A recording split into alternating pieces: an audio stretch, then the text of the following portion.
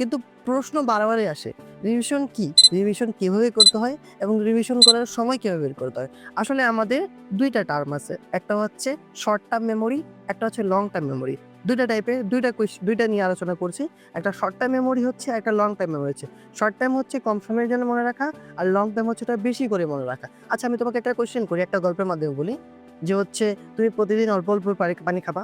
যে প্রতিদিন অল্প, অল্প খাচ্ছি, ১ বোতল করে ২ বোতল করে পানি খাচ্ছি। বা ১ গ্লাস ২ গ্লাস করে পানি খাচ্ছি। কিন্তু আরেকটা প্রশ্ন হচ্ছে, তুমি প্রতিদিন না, মাসে কয়েকদিন পানি খাবা, কিন্তু যখনই পানি খাবা তখন ৫০ লিটার পানি খাবা। তো এখন তুমি বলতে পারো যে আপনি বোকার মতো কথা বলছেন। কেন?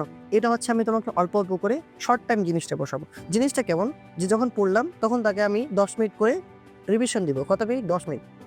১ ঘন্টা করে লেকচার দেখলাম। অনেকক্ষণ ধরে লেকচার দেখলাম, নোট বানাইলাম। বানানোর পর ওকে আমি আরেকবার রিভিশন দেওয়ার চেষ্টা করব। আসলে বোরিং লাগবে, তবু হচ্ছে রিভিশন দেওয়ার চেষ্টা করব। ১ নম্বর হচ্ছে যে ১০ মিনিট রুল। ১০ মিনিট রুল মানে জিনিসটা কি? আমি যখন পুরাটা পড়লাম, এতক্ষণ ধরে ঘন্টার পর ঘন্টা ক্লাস করলাম, ক্লাসগুলো দেখলাম বা বইগুলো অনেকক্ষণ পর পড়লাম, ১০ মিনিট ওটাকে রিভিশন করি। পৃষ্ঠা উল্টাই। কি, কি পড়লাম, কি, কি আছে খাতার মধ্যে বা কি, কি আছে। এবং এই ১০ মিনিট পড়ার পর হচ্ছে যেগুলো